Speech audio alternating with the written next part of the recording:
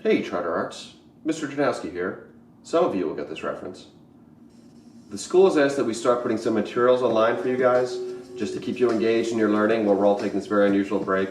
All this stuff is going to be optional, none of it is required, so please keep checking Google Classroom and your emails over the next couple of days, and you should be seeing some materials like that from us.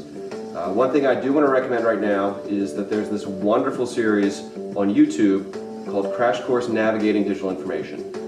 We've all been getting swamped with a whole lot of information from different news sources, social media, all kinds of things about what's going on right now, and it's really kind of extra important that we get very, very good at evaluating what of that stuff can we trust and what of that stuff can we not trust. So if you've got nothing better to do, I would really recommend checking out that series right now. I'll put a link to that in the description. So hopefully this video finds you all well and you're not getting too anxious about what's going on. It's just a very weird time right now, but we will all get through this. So I hope to see you back in person really soon.